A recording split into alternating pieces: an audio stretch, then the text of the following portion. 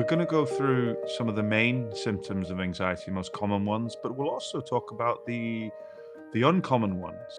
Oh, it can be very scary, especially if you're new to this. If this has just started happening to you and you don't understand what a panic attack is and you've never encountered this before, for me, it was 100% terrifying. I thought I was dying. I was 100% convinced something was really physically wrong with me. But at the time, like Drew, yeah, it was the most frightening symptom for me, along with a plethora of other symptoms. I was always amazed at how many new ones were able to pop up over time. I would get new symptoms and then freak out because, yeah, but I never felt this before. That's just your body processing what is a very healthy response. Welcome to the Disordered Podcast. This is episode 5, entitled The Symptoms of Anxiety. Does anybody else get headaches? Does anybody else get chest pains? Drew and I can really relate to this. I'm Joshua Fletcher, psychotherapist and author based in the UK. And I am Drew Linsalata, graduate student and therapist in training in the United States. Welcome to episode 5. Hot topic. Everybody wants to talk about symptoms, so we will, because it's important. This is part of psychoeducation. We call this psychoeducation, and it's critically important, especially in the beginning. Drew, if you could just off the top of your head guess how many symptoms of anxiety there are, what would you say? Well, I mean, I don't even know at this point. I would probably guess we can compile well over 75 of them quickly. Oh yeah, I at least like probably hundreds. Like hundreds, yeah. Yeah. We're going to go through some of the main symptoms of anxiety, most common ones, but we'll also talk about the uncommon ones. And the reason why this episode is called "Does Anybody Else" is because it's one of the comments that we actually see quite a lot in our comment sections, in our social media posts, in Facebook groups, etc. It's because when we're feeling frightened, and we don't like certain symptoms, and particularly if we're scared of, if we struggle with health anxiety, we often see sentences that begin with, does anybody else have this? Does anybody else feel this certain way when this happens? Does anybody else have this strange physical symptom that I've never really had before? And it can be really scary, can't it, Drew?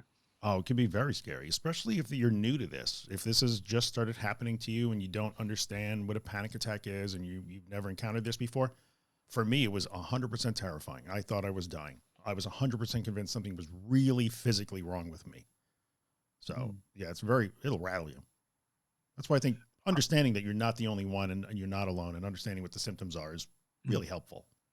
Yeah. And some people can actually fixate on symptoms. And it's probably to do with my OCD brain.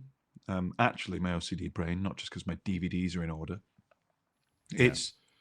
I remember fixating on things like tinnitus and or tinnitus, if for the Americans. Yeah. And eye floaters and things like this, which I think actually always I had, but just only noticed them, or they got louder when more noticeable when I was anxious. But we're going to go through. There's a lot of symptoms of anxiety. Odds on we might miss yours, but that's what we can do, and you can fire it in as a question in the future. Sure. What were your scariest symptoms of anxiety, Drew? My scariest symptoms, I think, they were the ones that kicked off first, that started the whole nasty ball rolling for me. What depersonalization, derealization was terrifying to me. I thought that meant that's what I thought it felt like when you die, like slip away. And the racing heart. So I think I was primarily focused on the DPDR and my heartbeat more than anything else. Those were the two scariest for me. Yeah, mine were DPDR, derealization. I come to know it as when I was struggling. To be honest, I just loved that there was a word for it. Now, if you're not sure what we're talking about, DPDR stands for derealization, depersonalization. And it's when you often don't feel real. You feel detached from your surroundings. You might look at your hands and not recognize them. For me, I remember it felt like, if you've ever watched the original Men in Black, and they open that man's head and there's a little alien inside controlling this automaton, I felt like I was the alien, like kind of controlling my body, this automaton body. And it was quite frightening at the time. Now, I'm all right now. Sometimes I'll get it now and then, very rarely, but I'll get it, Yeah. and it doesn't really bother me. But at the time, like Drew, yeah, it was the most frightening symptom for me, along with a plethora of other symptoms. I was always amazed at how many new ones were able to pop up over time. It would just blew me away. Like, oh, now, wait, what is this? Then I'd start to have some of those silly things, and we're going to go through a list in a bit of a lighthearted way, but I would get new symptoms and then freak out because, yeah, but I never felt this before. And then that would freak me out. Yeah, Yeah. But yeah, yeah, experience showed me it was just never ending game of whack-a-mole with new symptoms and new symptoms. So, yeah. The ones we hear with heart palpitations when your heart starts. Well, it's different. You could break up the heart stuff one because mhm, some people don't like it when their heart is beating fast. Some people don't like just the sensation of their heart beating or mhm, thudding in the chest. mhm. A lot of anxious people get, is it benign PVCs, I get them. PVCs? That's it. Yeah. Where like you just skipped beats. Mhm. Chest flutters, which I used to get loads of chest flutters, and used to frighten me, like this little like whoosh feeling in my sternum, Yep. and then the chest flutter, which I actually found out for me is related to when I'm got IBS and I'm bloated. Oh, Took me a long time to learn that. So that's why I can't wait till we get an IBS expert on here because we mhm. can talk about that more. But yeah, and I used to do avoidant behaviors. So like we said in the last episode, the threat response fixated on the heart. So I do like avoidant behaviors like not climb the stairs because I was afraid it would beat too fast, avoid exercise, and eat too, even to the point where I wouldn't even lie on my side in bed because I just didn't want to Yeah. feel the sensations. Didn't want to trigger it. Yeah, Yeah. yeah. Yeah. And what other common ones are there? Oh, the ones that we hear more often, we're going to kind of divide them into like physical symptoms and mental symptoms and emotional symptoms because there's a really wide range. The breathing focus symptoms, balance and dizziness focus symptoms are the two that are here, and nausea, GI related. Physical symptoms, huge. Those are probably the leading ones. Also visual. People will say visual disturbances. You Yep. mentioned eye Yeah. floaters. I think in our first episode, you talked about how you would get eye floaters. I still have them, but they just don't bother me. Yeah. Yeah. Yeah, I can. In fact, if I look at the white screen now, There they are. yeah, I can see them. Yeah. Yeah. It's not really, They're my and yet friends. for a portion of my life, it was Freak so you out. frightened by them. Sure. Yeah, okay. We'll stick with the physical. Should we start with physical symptoms first, and then Yeah. I think some the most common ones, and then later on, Drew and I are gonna quick Yeah. fire as many that As we many can as we could that think we of. that Yeah. we can think of. Yeah. Yeah.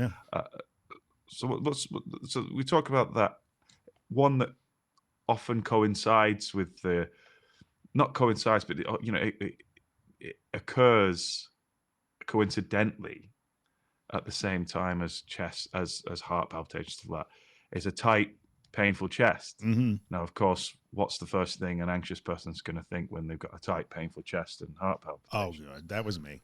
That was 100% me. Like I was convinced that my heart was just about to stop it or explode. I wasn't sure which one. I truly had visions that somehow my heart could explode or like just I don't know like an Like engine that graphically, like onto the dinner table. yeah I don't I think I kind of thought of it like an old engine, you know, like just throws a rod and that's it, boom, you're done, you got to need a new engine. And I don't know why I thought that about my heart. I would literally, there were times when I walked around checking my pulse not to see if it was going too fast, just to make sure that I had one, which is insane. A person that doesn't have a pulse can't check for a pulse, but didn't matter. Anxious fear has no rationality to it. So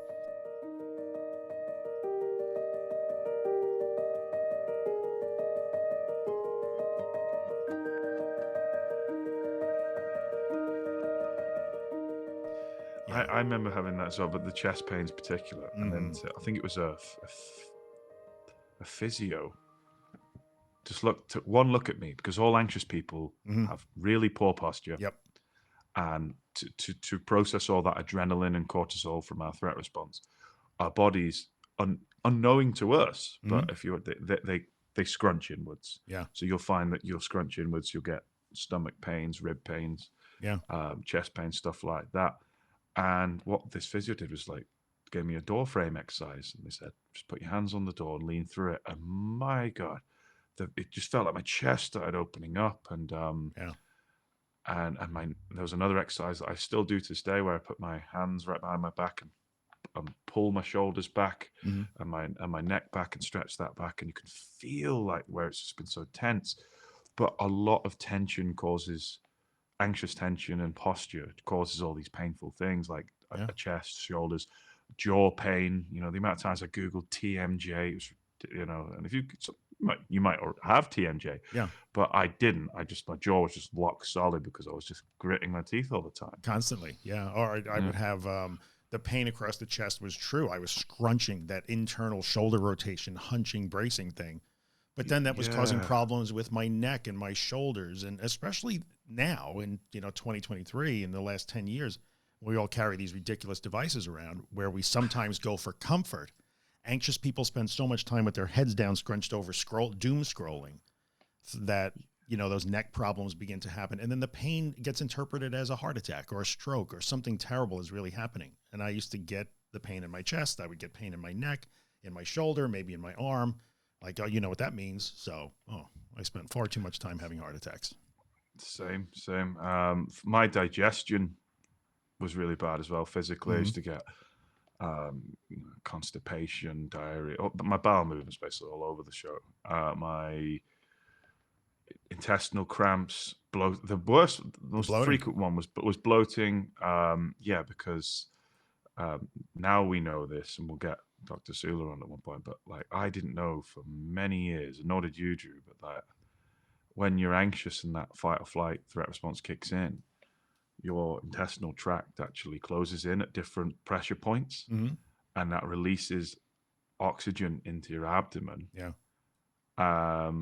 Which causes all sorts of stuff, which is actually, I think, is linked to derealization as well. But I haven't found an expert to confirm that for me yet. It's one of the first conversations you and I ever had when we first met.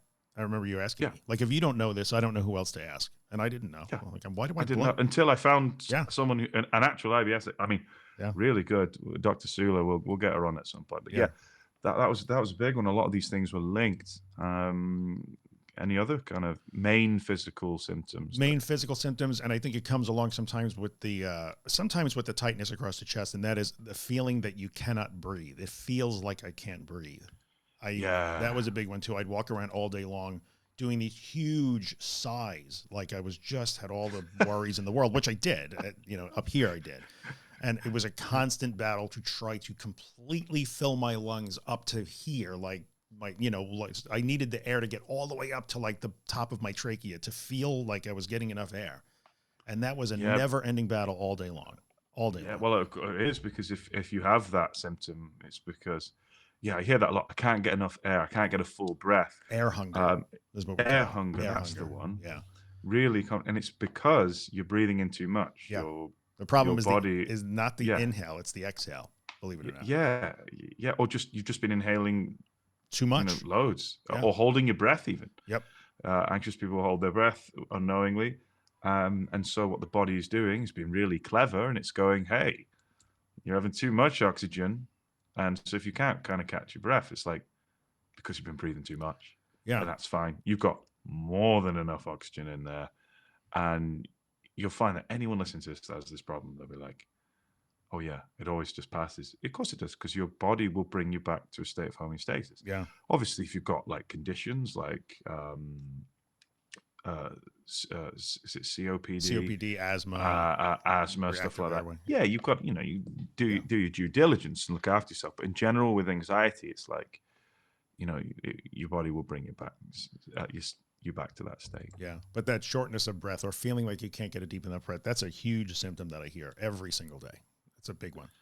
How about the one I hear? Oh, sorry. I was going to ask you about dizziness. People say all the time, I'm dizzy. I feel dizzy. Or that off balance, disequilibrium thing, or whatever you want to call it. Put that all under one roof, under one umbrella. That's dizziness, lightheadedness. Yeah. And lopsided feeling. I used to have this thing where it just felt lopsided, like I was about to fall over. I know there's quite a lot of people that I've seen in this practice that have actually been misdiagnosed with labyrinthitis. Mm-hmm. Because did you ever find that the lopsided, you would drift to one side when you walk? Did you ever have that?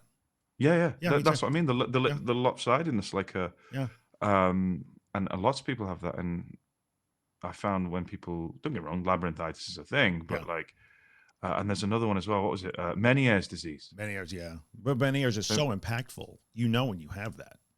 Yeah, but lots of people misdiagnose with it Yeah. as well, like because of this anxiety. Yep. Don't get me wrong; it's possible to have Meniere's and have Sure. anxiety, but you know, in general, I hear that a lot. Yeah, it's a big one: lightheadedness, stuff like that. And again, usually linked to what the other symptoms, like breathing. Mm-hmm. If you're breathing in too much oxygen and hyperventilating, you're going to feel lightheaded. Yeah. You know, if your fight or flight response is kicking in and the blood pressure is shifted from your brain to the major muscle groups, you're going to notice that change. Mm-hmm. You know, the blood has been distributed. Your blood pressure is different in different parts of your body compared to when you're sat relaxed. And the tension in the core of your body matters. That's that proprioception thing. Your balance is coordinated by your inner ear, your brain, and the core muscles. Those things have to work together. Balance is an amazing thing. It doesn't take much to throw it off. So bad posture can create that. Like, yeah, it's crazy. But yeah, you're right. Yeah. Do you ever get those weird thoughts, Drew? Like, not weird, but just like existential dissociative thoughts where very, very kind of like Jean-Paul Sartre, where you just walking along, and I was walking to Wembley Stadium. I just saw people walking. I was like, we are weird. We are creatures just walking on two legs. Yeah. With arms and ears. Oh my God. Wow. God, we're weird. Why have we all got hair on just our heads and not our faces, bits above our face and whatnot? Yeah. I mean, we'll talk about those are part of the existential mental anxiety. symptoms. Yeah. Those thoughts that get so loud and pronounced when you're anxious. Yeah. And again, loads of them link derealization, DPDR. Yeah. Yeah. If you have existential and existential thoughts. 100%. Yeah. Perfect combination. It makes it worse, doesn't it? Yeah. You know, like chest pains and heart palpitations. Oh my God, it's making it worse. Yep. You know, headaches and dizziness and migraines. Yeah. Oh my God, there must be something really wrong with my brain. Sure. How about the old, well, you talked about bloating and things of that nature. There's the nausea. So many people will deal with nausea, and really be afraid of it, especially if you are dealing with emetophobia. Then if you get nauseous when you're anxious, which is very, very common, you know, we all know, oh, my stomach was in knots. There's a reason why we say things like that. Then that will trigger you even more. If you're afraid that you might vomit, it gets really tough. But nausea is an incredibly common, the need to run to the bathroom, incredibly common. So to be expected. Yeah. What about, what if we move on to some thought symptoms? Yeah. Well, you know, it's an anxious thought symptoms when it begins with what if.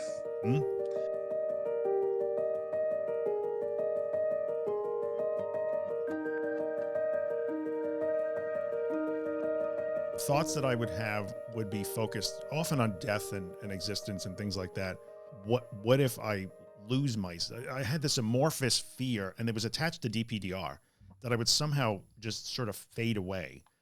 And that was physical, but it was also mental. I'd have that thought again, like it feels like I'm just slipping away. And I just wanted to hold on and it, nothing to hang on to. I didn't know what to hold on to, but there was a thought that I was sort of just slipping away. To what, I don't know. Death, I don't know. But that was very sticky, very sticky. Yeah. Actually, you reminded of my scariest one was that what if I never feel like me again? Yeah. It's funny. I never really followed it through. What if this is now me forever? Yeah. Oh, they were the two big ones, particularly when I first started planning sort of, what if I am never calm again? What if anxiety never goes away? Mm-hmm. What if I'm going to have a heart attack? Yeah. What if people judge me? What if people think I'm crazy? What if the medication makes me worse? Yep. They're all coming back now. Yeah. You know, what if my twitching muscle is the sign of a neurological disorder? Sure. What if my dry mouth means something bad? I don't know. What if I get depressed? Yeah. And that's a big one. Silly. The fear of getting depressed. Sure. Like other thoughts to me that would get really loud, my own mortality, but also I would look at like my kids and think, you know, in a really anxious state, I would have this storm of thoughts about one day, not only will I be gone, but so will they. And it was just crushing. Like, here I am sitting at the kitchen. I'm sitting at the kitchen table and I'm looking at them, and they're 4 years old and 6 years old, but one day they're not going to be here. Well, none of us will. And that was such a loud thought. When I got amped up, Yeah. that thought would get louder and louder. So Yeah. And it's like everyone has those thoughts, but yeah, when you're anxious, it's oh, like yeah. putting them through a megaphone and projecting it onto the side of the Empire State Building. You know, Yeah. it's like, oh my God, it suddenly feels real now. Um, in a better place with it though, because you have those thoughts because you care and you love. Yeah. You know, you can't have one without the other sometimes. And You their know, you reality. care and love. So some Yeah, of yeah. those And anxious thoughts, symptoms, I think, are just real life, real issues, or things that one day will happen that we all have to face, unpleasant things, and they just front and center, like they're happening right now. They become super important.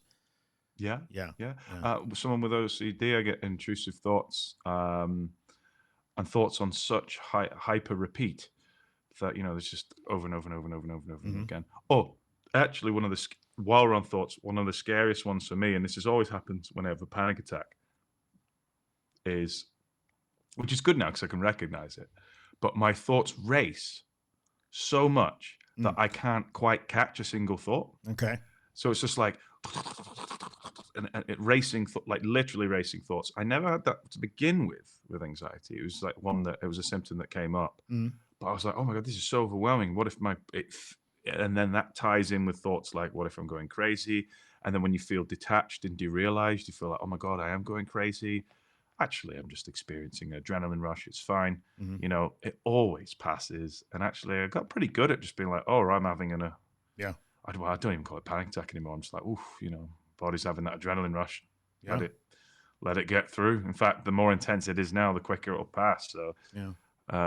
but yeah, that was the racing thoughts was a big one. It felt like they were taking place like above my brain. Like I was just watching this carnage of like a fast forwarded VHS. Yeah. I used to literally call, it's funny that you say that. I used to literally call it brain race. I would say, oh, I'm having brain race again. And Oh, I when like that. I yeah, prefer that. I'm having brain Yeah. race. And it was very disturbing and disconcerting. And when I started practicing meditation and relaxation and focus exercises, it was like learning to take my foot off the clutch or to press the clutch. The engine is really spinning, but oh wait, if I just Yeah. hit the clutch, anybody's who's listening to us that actually knows what a clutch is at this point. But you know, it meant the engine can really race as much as you want, but then the car would just coast or not move at all. So that was Yeah. really helpful. But yeah, that's really common. That's a common symptom also, that brain racing thing. Yeah, it's a big one. Yeah. And emotional symptoms. Where would you start with that? Emotional symptoms. I've heard a lot of people that say that one of their anxious responses is anger.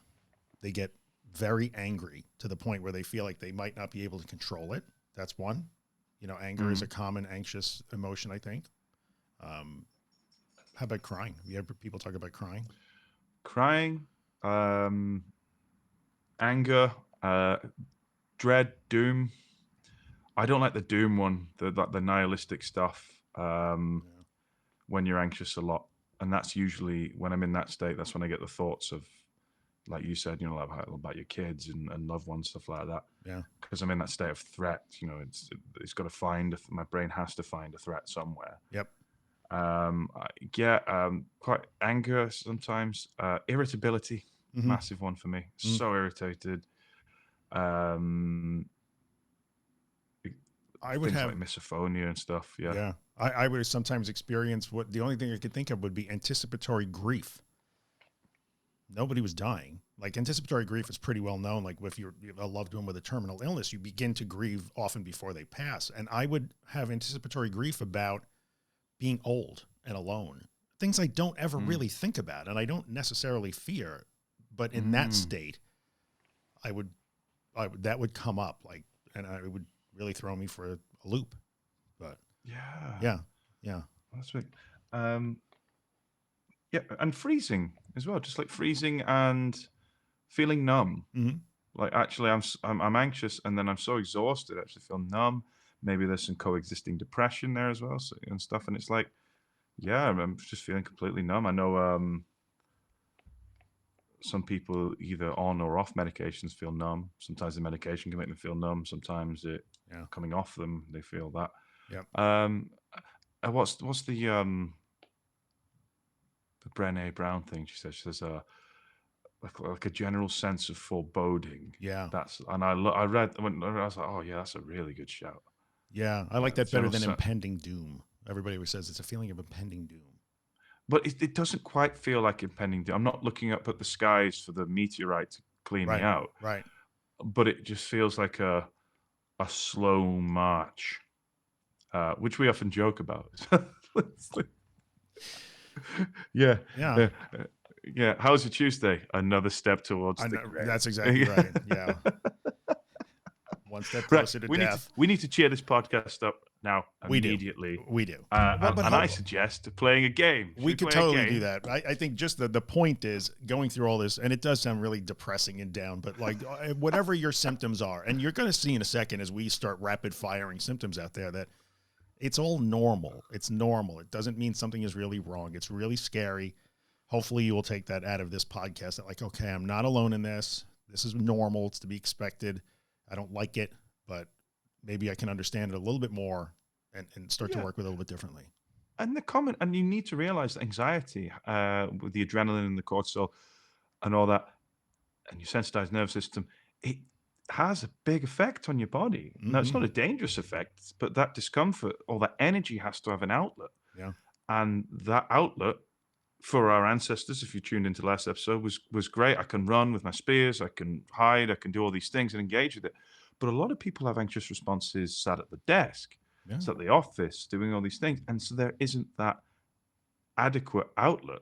And so the body will find a way to process it. So if you get headaches, tense muscles, pumping hearts, derealization, stuff like that, that's just your body processing what is a very healthy response. Yeah.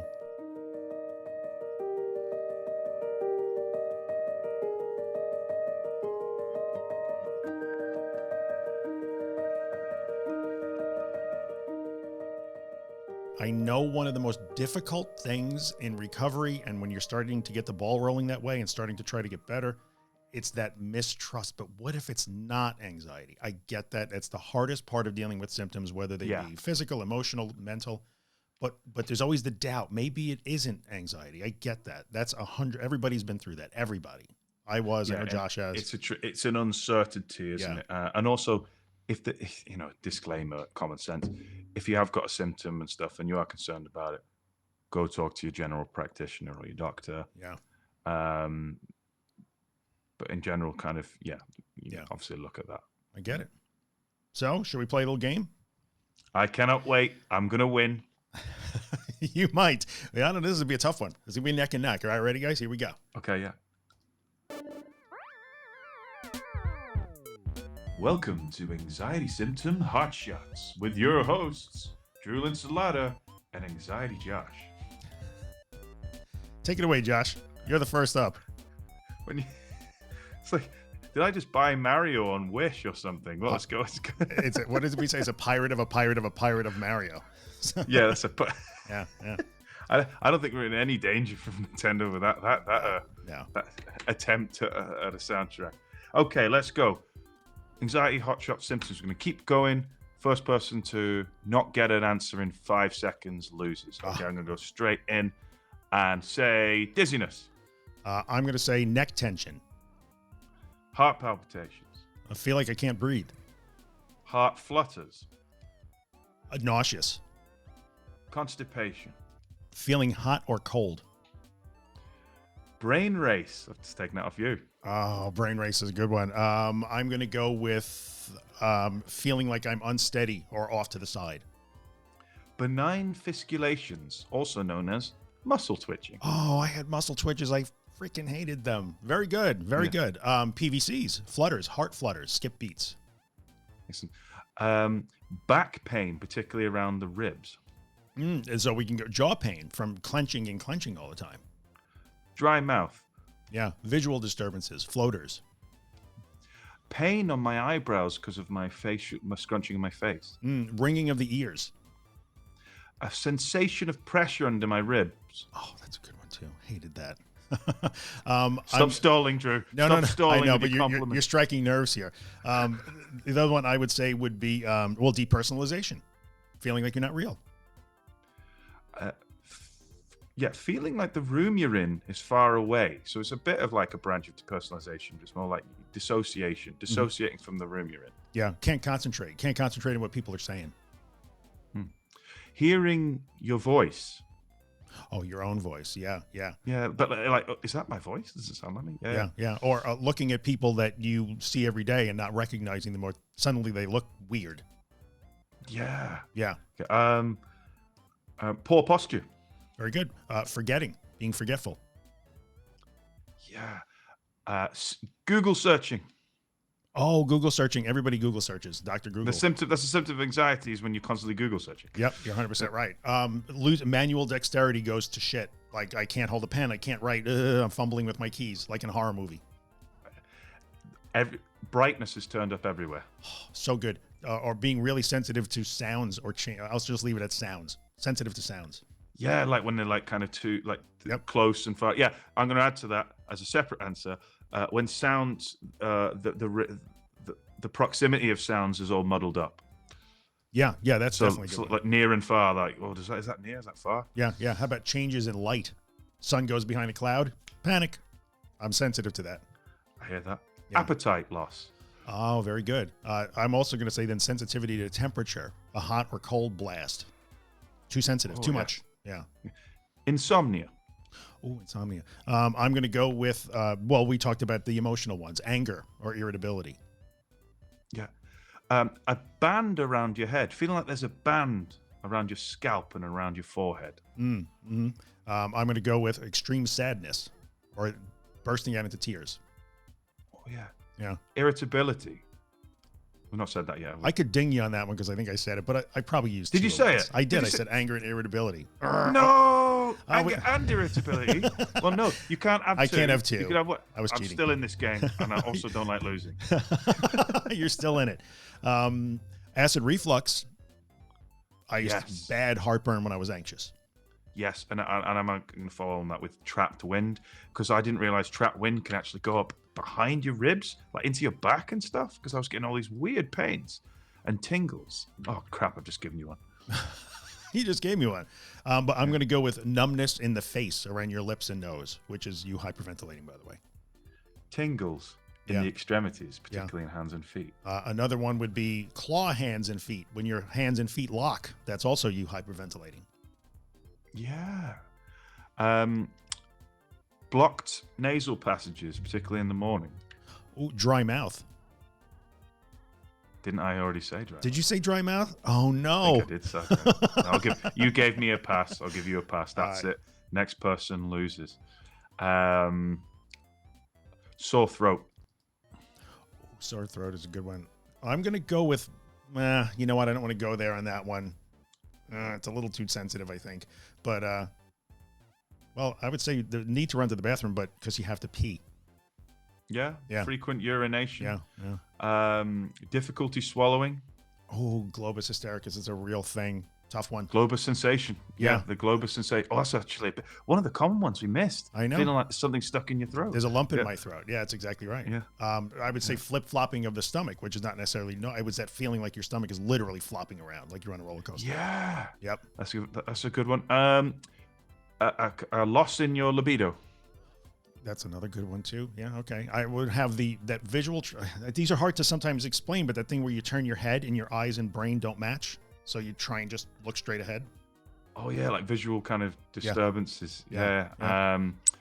Hypersensitivity to hypnagogic sleep, so that when you're about to fall asleep and you can hear like the dream voices in your head, and you're like, "Oh my god, is that me going insane?" Or when you wake up, that was a big one for me actually. I was like, "That's the first sign of me going insane." Yeah, clearly. And it's not. It's just really normal. Something I've had all my life. Okay, so one along the lines of going to sleep would be if I was laying in bed trying to go to sleep, I would feel my heart pounding against my spine. It was such a strange sensation. Like I could feel it pounding in my back. Ooh, hated it. Yeah. Sweating, perspiration. Very good. Well, I'm starting to run out of them. We've been at it for like 5 minutes here. I would say the change in your taste of sense of taste gets altered. This doesn't taste right. Oh yeah. The need to self-medicate. So I used to go for beer and stuff like that. Yep. Or on the flip side, completely avoiding that because we don't want to feel any more anxious. Yeah. Another symptom that I used to feel. Oh, I would feel like the ground was unsteady under me, but we've already kind of said that. I'd be duplicating.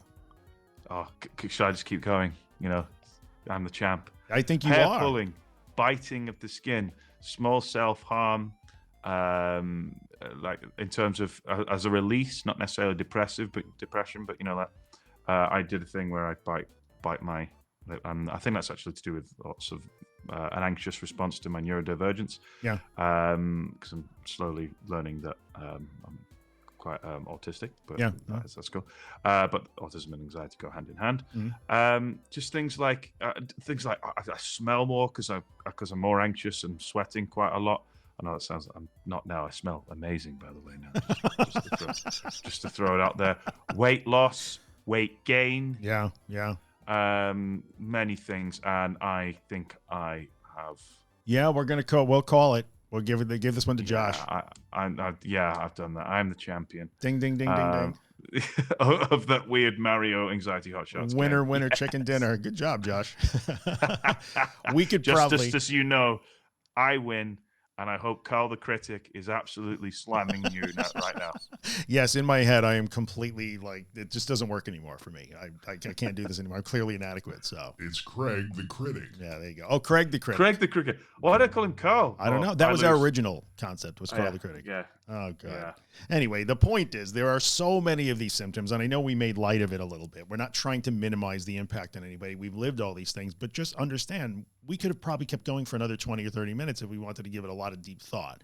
But this is what bodies and brains will do when faced with a threat.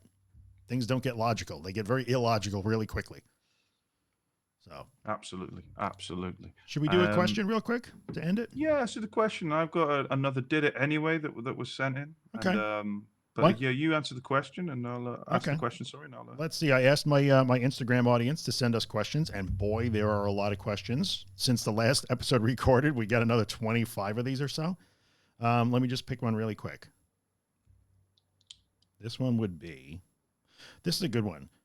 Can one panic attack last an hour? And you can be anxious for an hour, definitely.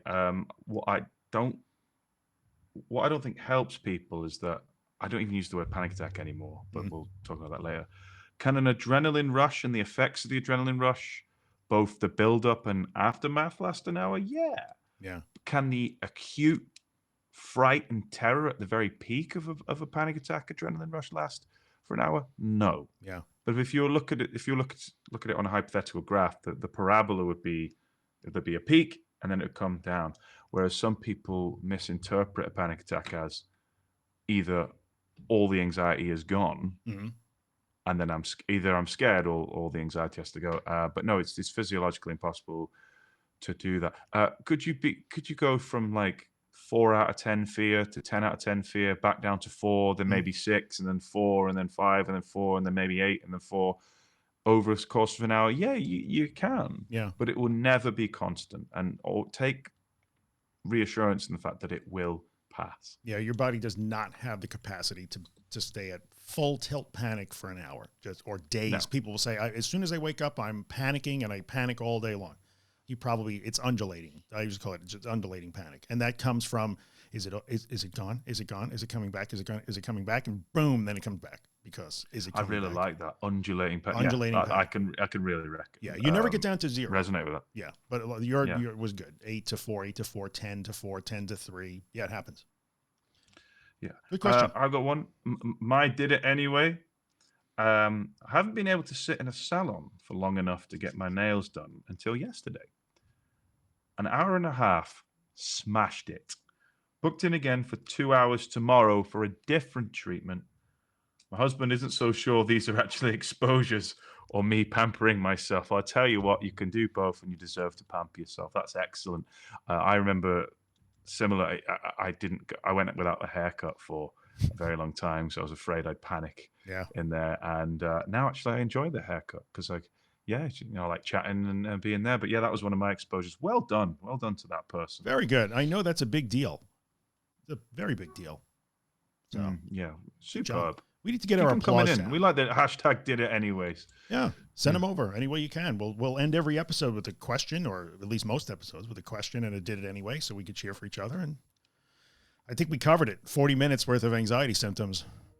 Yeah, we know that afterwards we'll be like, oh, we should have said that, but yeah, whatever. We get it. You get the point. You get Thanks it. for tuning in, guys, to this episode of Disordered, and we'll catch you next time. You keep well out there. Absolutely. See you next time.